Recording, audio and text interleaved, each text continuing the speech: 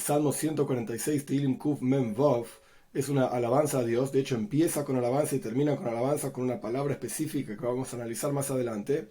Y según uno de los comentaristas, el Radak, es un comentarista clásico de los Salmos, este salmo fue compuesto con Ruach HaKodesh, con inspiración divina, cuando vio el rey David el momento de la reunión de los exiliados del pueblo de Israel. Entonces dijo este salmo como informándole, mandando a la gente, alaben a Dios por estos milagros.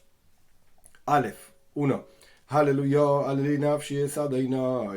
alaben a Dios. Aquí se utiliza el nombre Yud Kei. El nombre de Dios tiene 4 letras, una Yud, una Hei, una Vav y una Hei. Es el nombre esencial de Dios, el nombre inefable. Nadie sabe exactamente cómo se menciona. Y aquí se utiliza una palabra, Hallelu, Yud Kei. Alaben a esta parte del nombre de Dios. Lo vamos a analizar más adelante, Dios mediante. Después de decirle a las personas que alaben a Dios, Halleli nafshi Hashem, que mi alma, alabe mi alma a Dios. Veis, 2. Alabaré a Dios en mi vida, cantaré a mi Señor mientras aún esté vivo. Es el mismo concepto, simplemente dicho con 2 palabras diferentes, y analizaremos esto más adelante. Gimel 3. No confíen en benefactores, en el Hijo del Hombre que no tiene salvación. Ahora voy a explicar este versículo en conexión con el siguiente versículo. Dalet 4.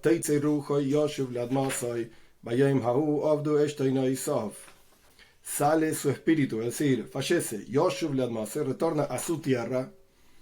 En aquel día se pierden sus pensamientos, sus planes. ¿Cuál es la conexión entre el tercer versículo y el cuarto?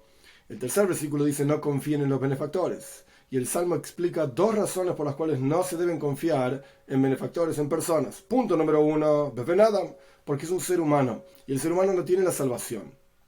Es Dios quien tiene la absoluta salvación, la bondad, y que tiene la capacidad de darnos cualquier cosa que le pidamos, etc. Esto es, por un lado, la razón por la cual no hay que confiar en benefactores, porque son seres humanos.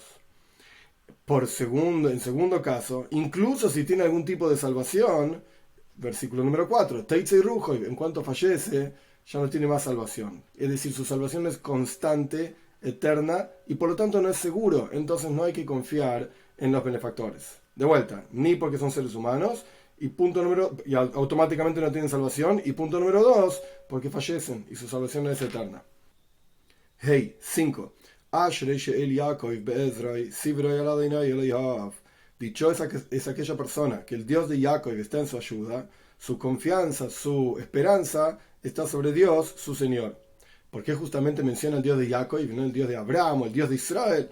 Y la idea es la siguiente: así como Jacob se escapó de su casa, en Parshas Vayetze, en la Toira, en el primer libro de la Toira, el Sefer Breishis, Jacob se escapa de su casa porque su hermano lo quería matar, se fue a Harán, etc. Y Jacob confió y se apoyó en Dios de que lo iba a hacer retornar a su tierra, como explica la Parsha ampliamente, una promesa que hace Jacob, que si Dios lo hace, le da oigel lijoel, le da comida para comer, beglil boish, vestido, ropa para vestirse, etc. Y lo hace retornar a la casa de su padre, entonces lo va a tener como su Señor.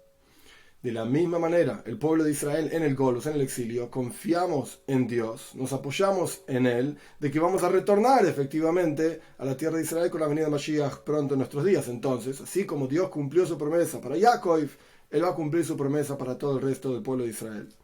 Vov 6.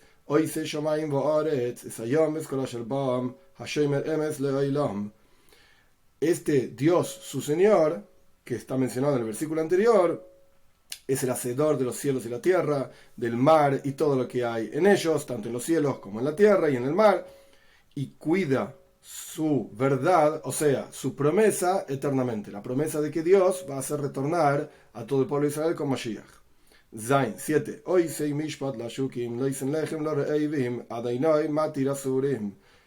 Hace Dios juicio o justicia con aquellos que son oprimidos, da pan a los que tienen hambre. Dios es el que desata a aquellos que están atados, o puede ser encarcelados, en cautiverio. Ges 8.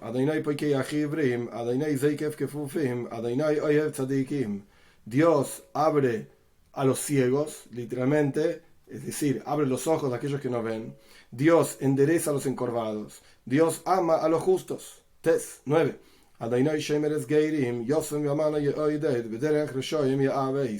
Dios cuida a los conversos o a los extraños, a los huérfanos, al huérfano y a la viuda apoya, y el camino de los malvados tuerce. Yud 10.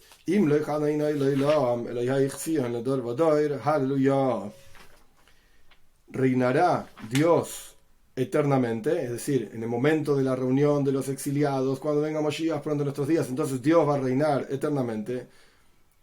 El Dios de Tzion, que Tzion aquí hace referencia a Jerusalén, a la ciudad de Jerusalén, donde está el Beis Hamikdash, el templo, generación tras generación, alaben a Dios. Como dijimos anteriormente, el Salmo comienza con una alabanza y termina con una alabanza, por así decir, es toda una alabanza entera. Y la idea de esta palabra, Hallelu Yud Kei, la traducción literal es alaben a Dios. Es un mandato, una orden que uno le está dando a otra persona, alaben a Dios.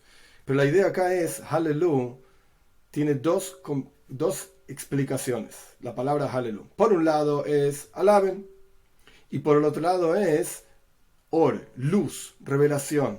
Es decir, en el momento en que hay una alabanza a Dios, hay una revelación de la presencia de Dios. ¿Por qué? Porque cuando una persona alaba a Dios, la persona está siendo consciente en ese momento que tal o cual asunto que ocurre en su vida es gracias a Dios.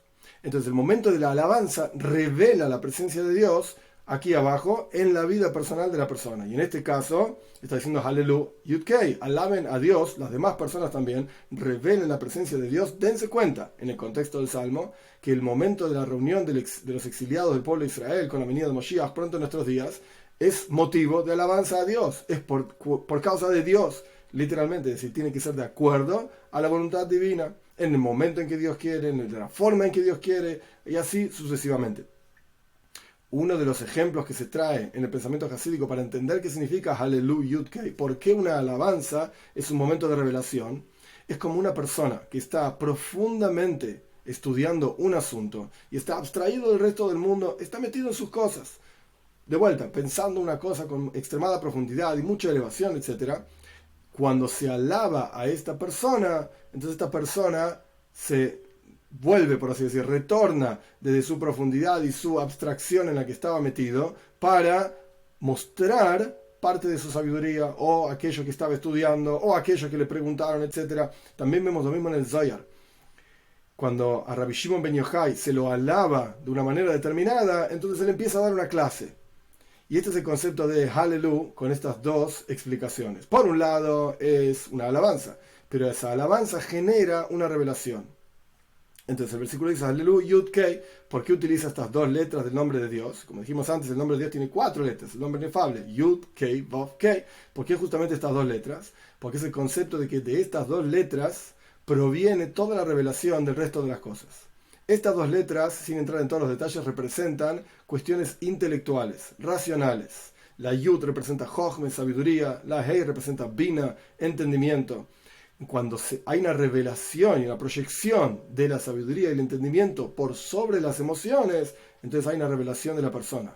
La persona actúa y es capaz de hacer cosas positivas, etc., con las demás personas. Pero todo esto proviene de una revelación intelectual. Por eso dice Hallelu Yud Kei, justamente estas 2 letras que tienen relación con lo intelectual.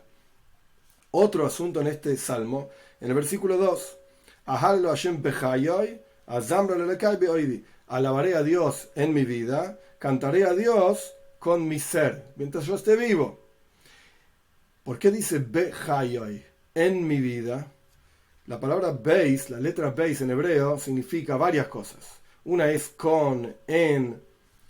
Entonces, en lugar de leer Ahalelo Hashem bechayoy, alabaré a Dios en mi vida, uno tiene que saber que la vida entera de cada persona es una alabanza a Dios. El hecho mismo de que estamos vivos, esto ya es una alabanza. ¿Cómo lo vemos en el versículo? Ahalelo Hashem bechayoy, alabaré a Dios con mi vida. Es decir, no en mi vida. No es que la persona tiene una vida, asuntos personales en los cuales se dedica a esto y aquello, y además sirve a Dios, alaba a Dios, estudia la Torah, etc. No.